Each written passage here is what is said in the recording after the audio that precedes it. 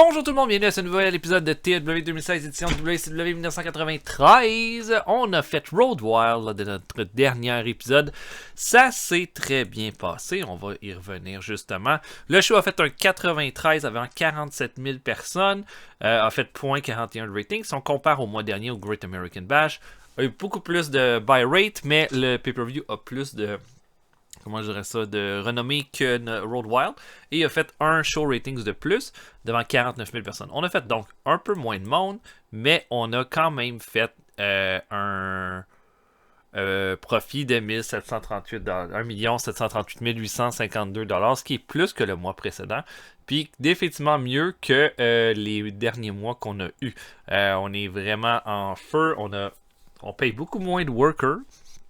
On en a certains qui sont partis, puis ça a pas mal aidé à ce niveau-là. Puis voilà, donc ça va bien de ce côté-là. On va regarder qu'est-ce qui s'est passé. Ric Flair a battu Sid Vicious pour garder le titre WCW. Vicious a été attaqué par un mystérieux homme masqué durant le combat. Ça a donné un 93. Jushin Thunder Liger a battu Rey Mysterio pour le titre Cruiserweight pour un 80. Kurt Hennig a battu Bobby Eaton. Steve Williams et Honor the Flag ont gardé les titres Six-Man Tag contre Dirty White Boy, Flash Funk et Rick Rude. Paulie Dangerously va s'engueuler avec Flash Funk après le combat, mais Rick Rude va faire le save et Rick Rude va donc faire un face turn en se débarrassant de Paulie Dangerously. La Hart Foundation a battu Davey Boy Smith et Sting dans le meilleur combat de la soirée avec un 97. Steve Austin a battu... Big Van Vader a battu Steve Austin par disqualification. En fait, c'est Steve Austin qui a gagné par disqualification. Bon, il y a un petit problème là, on joue un peu avec les règles, mais pour un 92, Vader a comme vraiment tellement tabassé Austin que ça a causé une disqualification. Dan Severn a battu Dustin Rhodes et Diamond Dallas Page pour devenir notre nouveau champion télé. DDP qui était supposé là, se faire donner la victoire sur un plateau d'argent, l'a pas vraiment bien pris que DDP fasse ça. Mais ça donnait un bon match de 85. Scott Steiner a battu Lex Luger. Il a vraiment terrassé et Luger va être absent là, durant une petite période à assurer ce combat-là. Misawa et Ricky Steamboat ont battu les Smooth Operators. Brian Pillman a battu Raven et Raven aussi va être absent pour une période de temps. Les Blue Bloods ont battu Furnace, Lafont, Eddie Guerrero, Roddy Piper et Arn Anderson. Shawn Michaels a battu Brian Armstrong, Kenta Kobashi et Scott Hall ont battu les Killer Thriller pour mettre fin à leur règne et devenir les nouveaux champions par équipe. C'est pas mal ça. Pas mal ça. Et donc nos champions sont champions des États-Unis avec un prestige de 100 et Steve Austin. Champion Cruiserweight avec un prestige de 71 et Jushin Thunder Liger avec 15 défenses de titre. Champion du monde prestige de 100 avec 4 défenses de titre, Ric Flair. Champion Six-Man Tag, un prestige de 90. Honor the Flag et Steve Williams avec 4 défenses de titre. Ils ont vraiment augmenté le prestige de ce titre-là. Comme ils ont fait un meilleur travail que les Horsemen depuis le début, je dirais. Aucun combat en bas de 80. Champion par équipe, Kenta Kobashi et Scott Hall, prestige de 92 pour encore de défense de titre. Le règne de Great Suzuki et Stanley ça va être à 13 défenses de titre, ce qui les met dans une moyenne totale de nos règnes jusqu'à présent. Et là-dessus, je trouve que ça a été très très bien. C'était un bon règne. Si je regarde la qualité des matchs, c'était quand même là. Pas vraiment grand-chose au-dessus de 85, mais tu sais, comme le dernier combat fait un 88, ce qui est très très bon. Mieux que les Greasers, qui étaient bons, meilleurs en promo. Mais c'est quand même, avec des notes comme ça, c'était les meilleurs champions en termes de notes. Les Art Warriors sont comparables. Champion télé, nouveau champion, prestige de 82, Dan Severn. Pour Dan Severn, il arrive avec une certaine aura d'invisibilité que j'ai voulu profiter aussi, changer un peu les cartes dans le mid-card. Le storyline avec DDP là, va pouvoir être pas mal intéressant aussi, là, donc on va y aller de ce côté-là. Pour World Wild, on va y aller avec un gros main event entre Eddie Guerrero et Lord Steven Regal.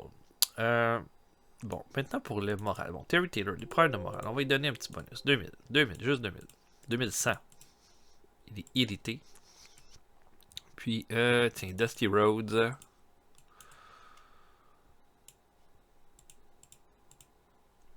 Tiens. Il est annoyed. Donc, voilà pour ça. On n'ira pas plus loin. On va avancer jusqu'à notre show télé. Hey, Jim Neidhart. qu'il est à la WWF en ce moment? Je me pose la question. Est-ce qu'il est là? Sûrement.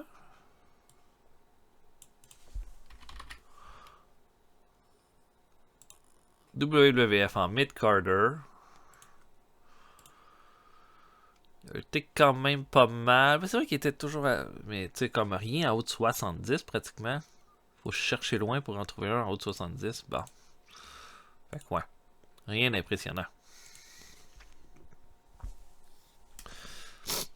Ok, des incidents. Ric Flair, Cactus Jack. Ric Flair donne des trucs de psychologie à Cactus Jack. Des trucs de psychologie à Steve Armstrong. Merci. On va faire un medal.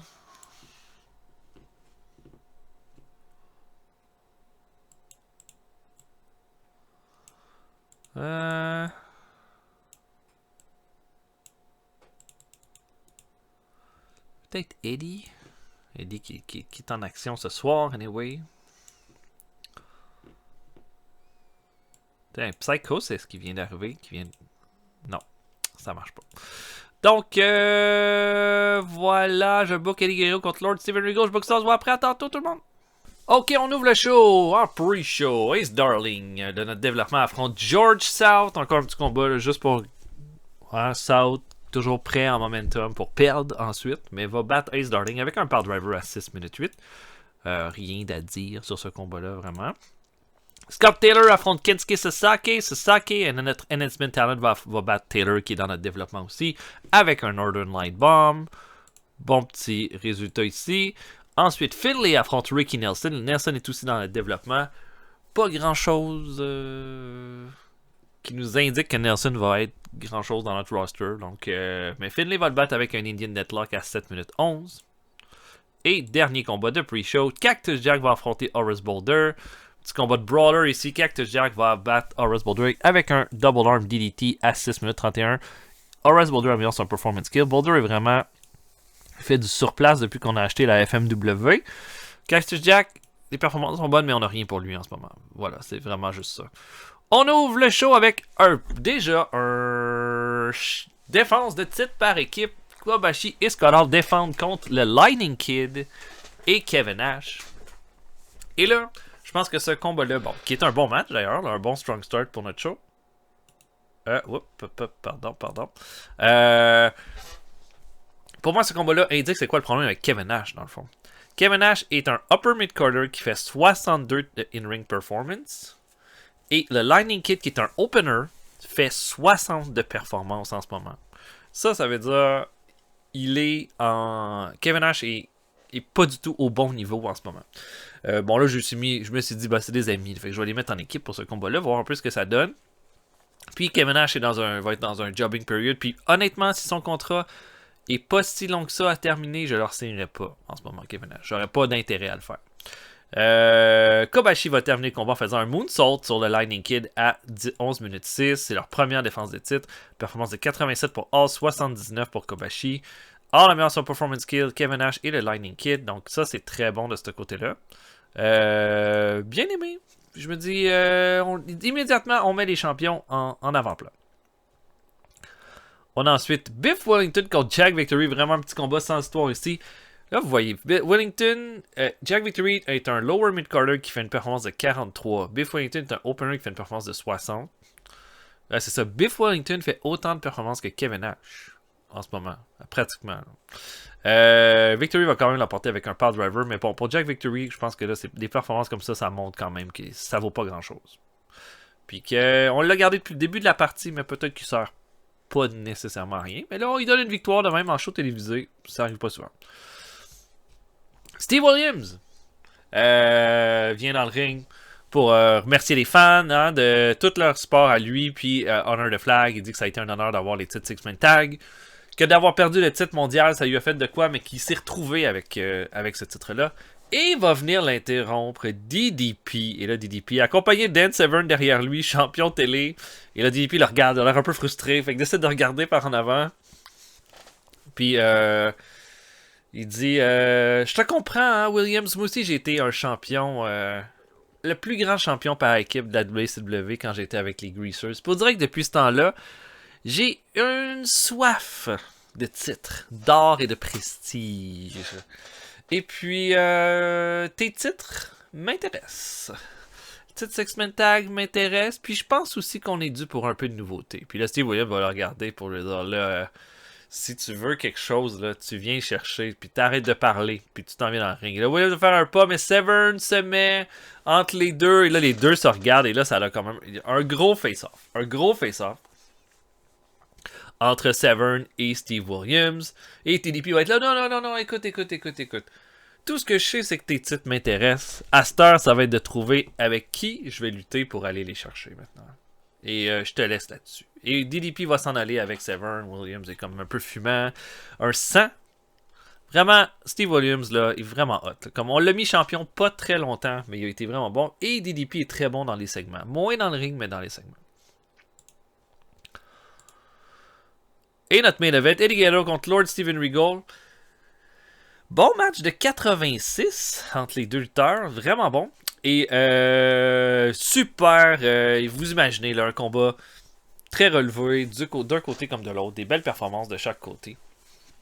Puis au final, par contre, Regal va profiter du fait que l'arbitre va pas regarder, va faire un low blow à Eddie Guerrero et va l'enfermer dans un Regal stretch et l'arbitre va terminer le combat parce que Guerrero va perdre connaissance et Regal refuse de lâcher la prise.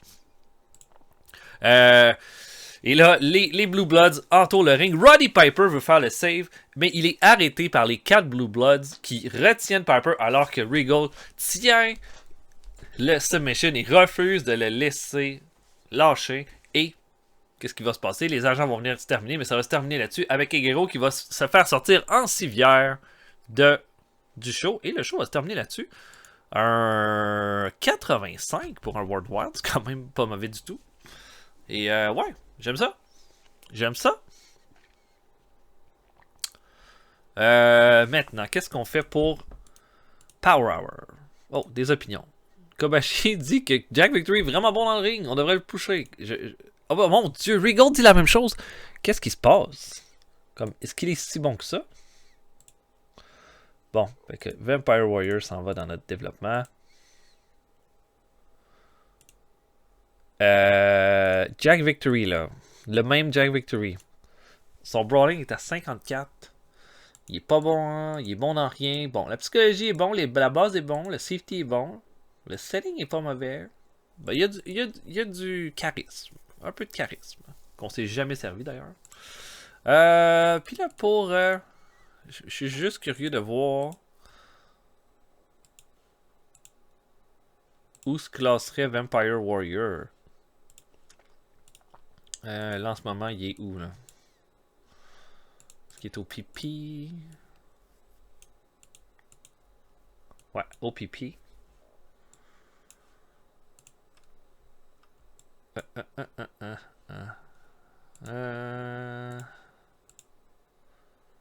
Non, il est pas dans le top 5. Quoi que les autres qui ont signé plein de lutteurs. Là. Mais, ok.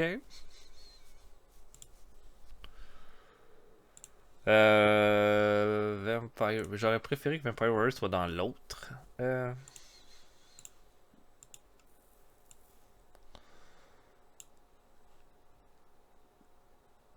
Qu'on fait le recall.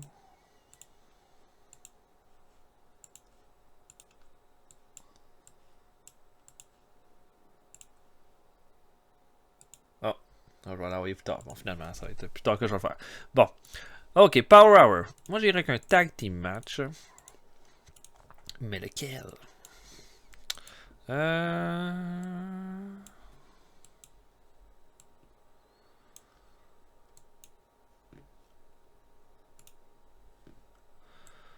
Ok.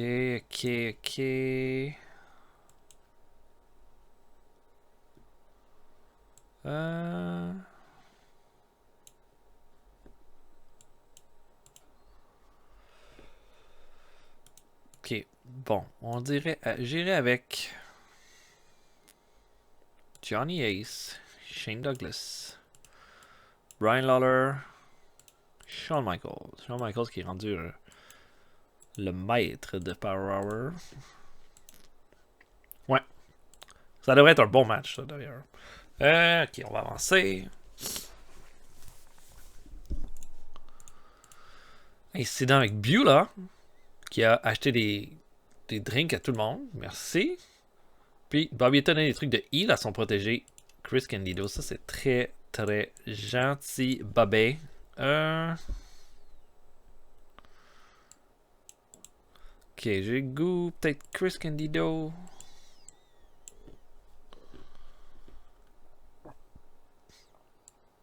Chris Candido et Kevin Nash.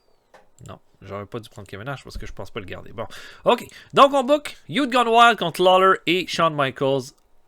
Je book et on se voit après. À tantôt tout le monde.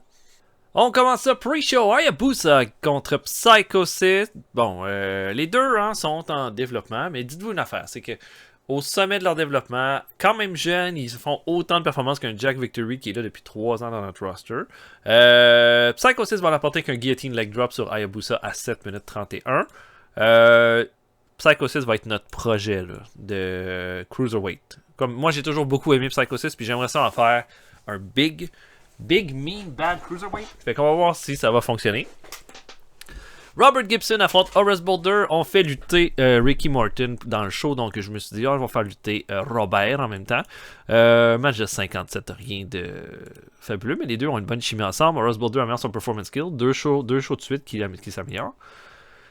Keith Cole et Scott Taylor. Cole qui est un lutteur local, Taylor de notre développement, affrontent les Taylor Twins. Bon match, les Taylor Twins sont très solides, donc 71 et 74 pour eux. Ils vont facilement battre Keith Cole quand David Taylor va faire un Bridging Fallaway Slam. Et le dernier combat de pre-show, Mitsuharu Misawa affronte Bad Crew No. 2, un lutteur local. Ça clique pas entre les deux, mais ça donne quand même un 61. Performance de 70 pour Misawa qui va l'emporter avec un Tiger Driver. On ouvre le show avec Arn Anderson en promo, qui dit qu'il a vu ce qui s'est passé, qu'est-ce que les Blue Bloods ont fait à Eddie Guerrero, mais surtout ce que Regal a refusé de lâcher la prise de soumission. Il dit que Regal, on va devoir régler ça, on va régler ça dans le ring. On va régler ça dans le ring. Avant longtemps, toi puis moi, on va s'affronter, puis je vais te faire payer ce que tu as fait. Je vais te donner un peu une petite leçon de respect parce que c'est ça que tu as besoin. 1,84 pour cette promo-là. On se dirige vers un Arn Anderson contre Regal à Fall Brawl. Ensuite, Great Sasuke affronte Dirty White Boy. Je voulais faire gagner Dirty White Boy, mais Great Sasuke était vraiment pas d'accord avec ça. Donc, j'ai fait gagner Sasuke. Je me suis pas astiné, mais performance de 76 pour Sasuke, ce qui est très très bon, là, dans le fond. Là. Je pense qu'il y a beaucoup de potentiel pour Sasuke. Maintenant, en tant que Cruiserweight, est-ce que ça pourrait être un heel turn qui pourrait vraiment améliorer les choses? Je sais pas trop, mais il va l'emporter avec un Michinoku Driver sur Dirty White Boy à 12 minutes 40. Un match entre Ricky Morton et Chris Jericho. Et là, Jericho est très bas dans la carte. C'est encore juste un opener. Mais 64 de performance, c'est excellent. Et puis, il va causer une surprise générale et l'emporter clean sur Ricky Morton à 10 minutes 18. Ricky Morton va améliorer sa technique et son performance skill. Je veux donner... Jericho est trop solide. Là. Il faut que je l'utilise. Puis je sais pas si nécessairement Cruiserweight en ce moment c'est la meilleure chose. Mais j'ai un storyline pour lui qui va lui donner du temps d'antenne. Je pense que c'est ça qu'il a besoin de plus. Il va l'emporter clean. Et là, fait comme s'il a gagné le Super Bowl après le combat. La foule est comme ok, ouais. Mais bon match de 74. Et le main event, Youth Gone Wild affronte Brian Lawler et Shawn Michaels. Un bon combat de 79. Niveau de performance, 73 pour Douglas, 68 pour Ace, 88 pour Shawn Michaels et 58 pour Brian Lawler. Shane Douglas va causer la surprise générale et va l'emporter en faisant un Pittsburgh Plunge à Brian Lawler pour la victoire. Et là, Lawler va améliorer sa technique. Et là, Shawn Michaels est en bas du ring avec Johnny Ace et n'en revient pas. Et... va en profiter, va prendre la cloche du ring et bang, va frapper Johnny Ace après le combat. Il va s'en aller. Douglas va voir son partenaire. Johnny Ace est en sang en bas du ring. Et Shane Douglas lui dit que sa vengeance sera terrible. Et ça se termine avec un 87. Ce qui est très bien. Hop, mon micro qui vient de tomber, pardon. Hop. Oh, Joe Vesey qui a été créé par le jeu parce que c'est Lutez, cette photo-là. Des opinions. Le Shawn Michaels qui dit que Psychosis ne connecte pas avec les fans. C'est une perte de temps. Bon. Mais c'est pas fin, ça. La fond veut une augmentation de 2700$. On va y donner, là. C'est pas grave. Oh, Odd Property, Hardbar. Ce serait lui le breakout star dans quelques années. Ben, 26 ans. C'est sûr que Hardbar a fait aucun progrès vraiment avec nous. Je pense qu'en ce moment, il fait son meilleur travail que jamais fait avec Chris Candido en équipe. Oh, un nouveau champion junior heavyweight. Akira Nogami a battu Koji Kanemoto. Ouais, ça a l'air de faire un peu dur, en fait, la NJPW, là. Ça a pas l'air très intéressant. Jurassic Power, ça c'est Hercules et Scott Norton. Oh, on a deux nouveaux champions. Non?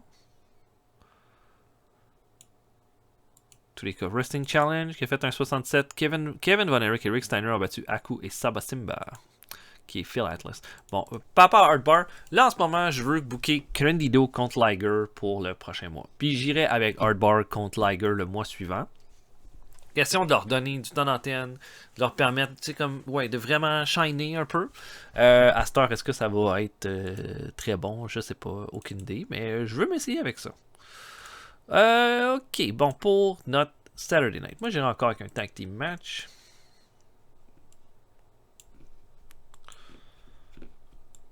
La question, c'est qu'est-ce que je veux mettre?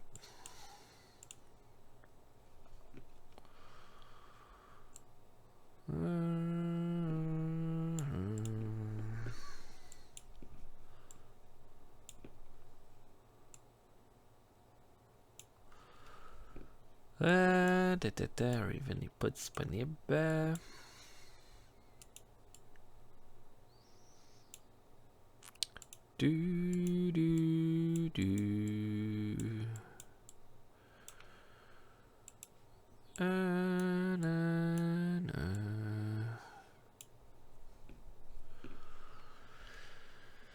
Ok.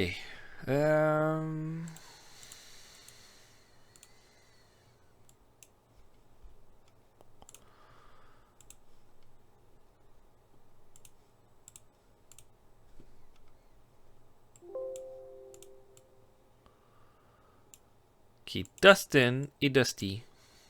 Je pense que Dusty est disponible. Contre Brett et Owen, je pense que ça va être ça moteur.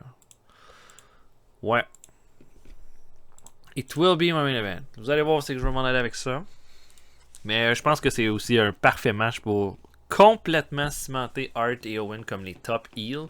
En ce moment, j'ai quasiment le goût de dire Owen et Brett font du meilleur. Ben, en fait, Brett surtout. Owen profite beaucoup de la présence des autres, mais c'est très bien aussi qu'il fasse ça. Oh, Koji Kanemoto. Il pourrait être aux États-Unis. Il est vraiment solide. Il a juste 26 ans aussi. Quand ça a l'air son.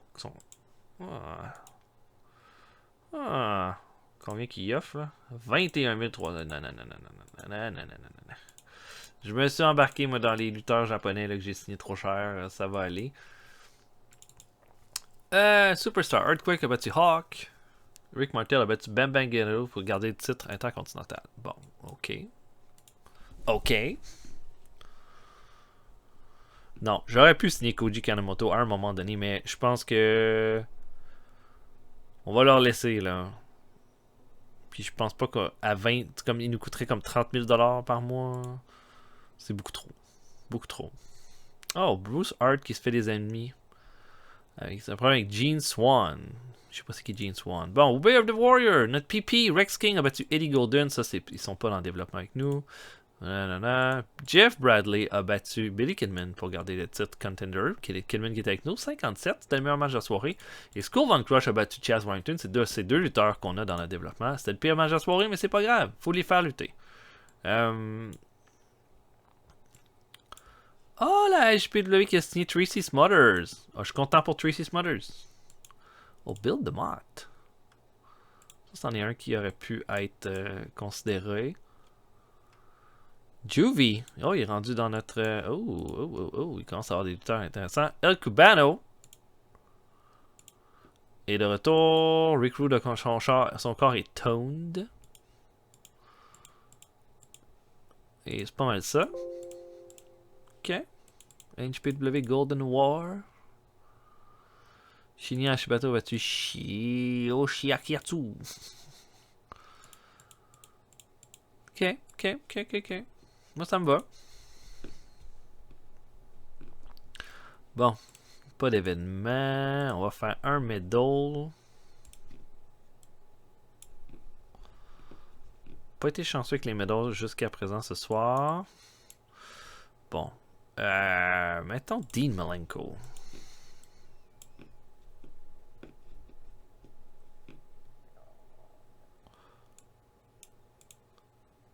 Mettons Dean Malenko et Pillman.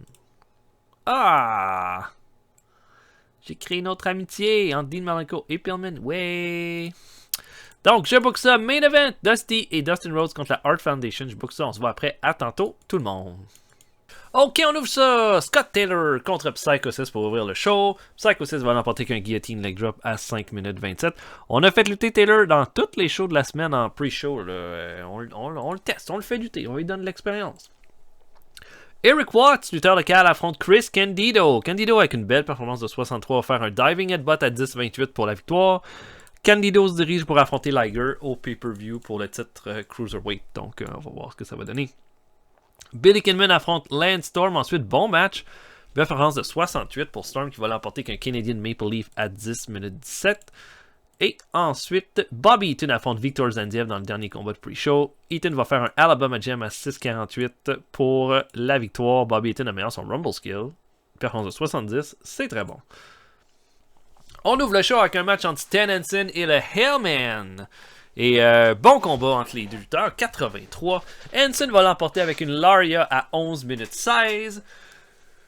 Et après le combat, Kevin Sullivan va se mettre dans son visage là, comme si on était pour avoir un gros brawl. Et les deux commencent à brawler en malade, Sullivan et Hansen, deux petits animaux, là, deux grosses bêtes. Et ça va juste se battre en bas du ring, les agents vont venir les séparer. Mais une bonne façon de ouvrir le show. On va se diriger vers Hansen contre Kevin Sullivan pour le prochain pay-per-view. Je pense que ça pourrait être un bon match.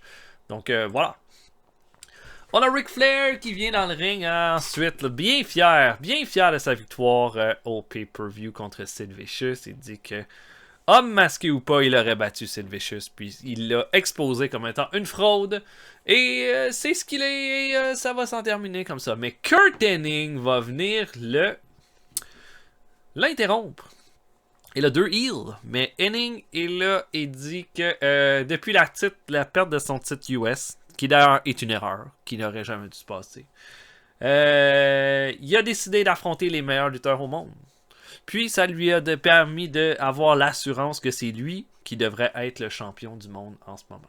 Mais il dit à Flair, écoute, tu m'as évité assez longtemps depuis que je suis revenu à la WCW, depuis que je suis arrivé à la WCW. Je pense que maintenant c'est le temps qu'on ait l'affrontement qu'il faut avoir. Et Flair va dire, écoute, je sais pas trop où est-ce que tu veux en venir, mais moi je peux affronter n'importe qui, n'importe quand. Tu penses que tu es le meilleur lutteur au monde. Tu fais fausse route, là. Tu fais fausse route, puis c'est tout. Alors Hennig lui dit, ben c'est parfait. Prouve-moi-le. La semaine prochaine, je vais te donner un adversaire, puis tu vas me prouver que tu es capable de le battre. Et Flair lui dit, ben parfait. Non-title match.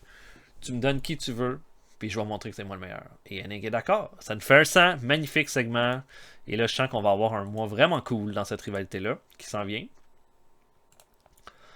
Steve Armstrong et Killer Kyle affrontent les Headshrinkers. Bon petit match de 82. Les Headshrinkers, qui sont évidemment extrêmement solides, vont l'emporter. Samoan Splash de Fatu sur Steve Armstrong à 11 minutes 53. Et Fatu améliore sa technique avec ce combat-là. C'est très bon. Sid Vicious est en entrevue, une belle entrevue. Et il dit, j'ai aucune idée. Depuis une semaine, je me demande c'est qui l'homme masqué qui m'a attaqué à Road Wild. Si c'était pas lui, je serais en ce moment avec la ceinture de champion du monde autour de la table. Là, je sais qu'il y a pas mal de gens qui ont des choses à régler, mais moi, une chose est certaine. Je vais savoir qui tu es, homme masqué. Puis je vais révéler à jour t'es qui, puis après ça, c'est Powerbomb time. 93, Vicious est en train là, de me gagner.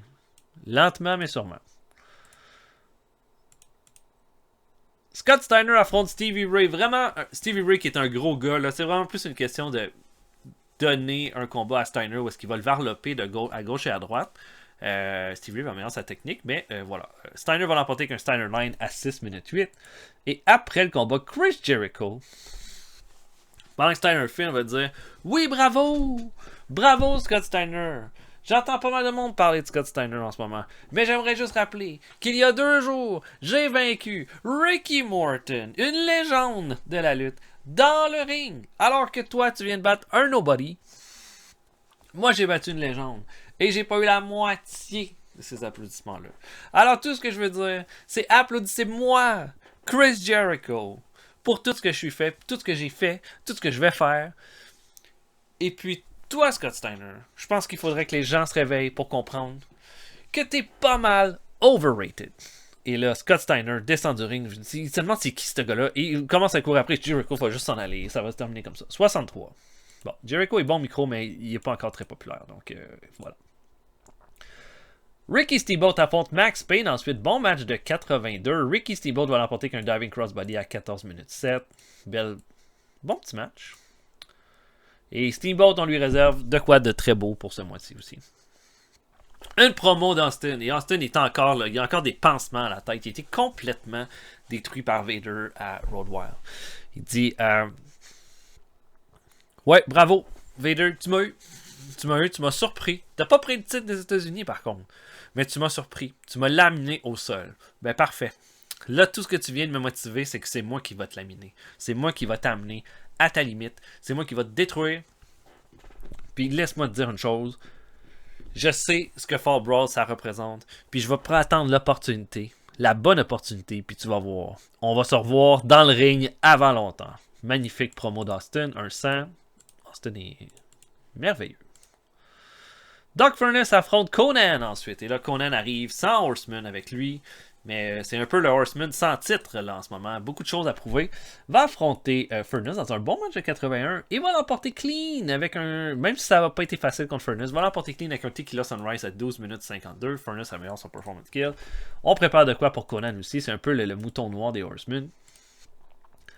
Et là, on a Flash Funk et Recruit qui sont ensemble. Ils ont l'air tellement heureux. Comme c'est rendu des best buddies. Et ils vont voir ils rencontrent Arnold Schwarzenegger qui les félicite. Ben, tu sais, comme ils disent, vous n'avez pas gagné, mais une amitié, ça vaut plus que des titres Six-Man Tag. Et Rick Rude va dire, ouais, et puis, tu sais, le 2 mois, on a eu une chance pour les titres par équipe. On n'était pas encore l'équipe qu'on est aujourd'hui. On n'était pas unis. Puis je pense qu'on aimerait ça avoir une opportunité de plus pour les titres par équipe. Et Schwarzenegger dit c'est intéressant. Laisse-moi y penser. Je pense que effectivement ça pourrait être intéressant. Mais laisse-moi y penser peut-être. On va voir ça prochainement. Montrez-moi que vous êtes capable. 88 pour ce segment-là.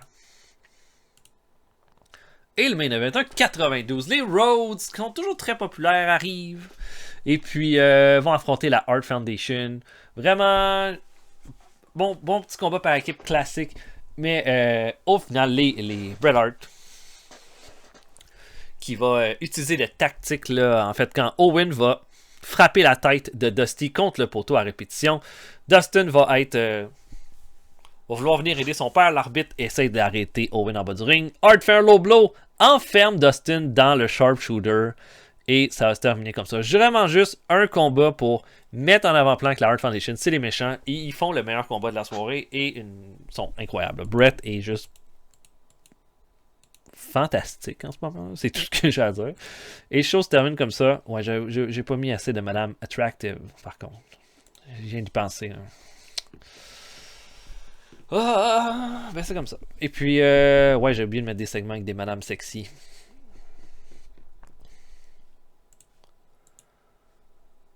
Mais bon show. Dustin Rhodes dit que Max Payne sells like crap. Joel Hamilton qui dit que Flash Funk est un naturel au micro. Bon, ben ça c'est le fun. On aime ça.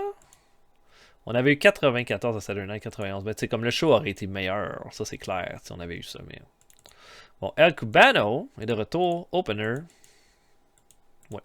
C'est ce qu'il mérite. Maintenant, pour World Wild.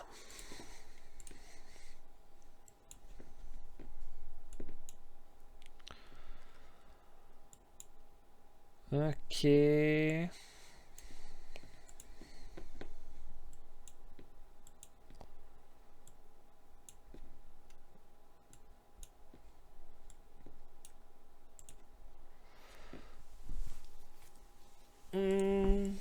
Tiens, on va mettre Davey Boy Smith juste contre Joel Deaton. Juste un petit combat comme ça pour mettre Davey Boy en avant. Plan. Contre un bon lutteur. Voilà. Donc, voilà pour le show. J'espère que vous avez apprécié. On va se voir pour un prochain épisode bientôt. Salut tout le monde. À la prochaine.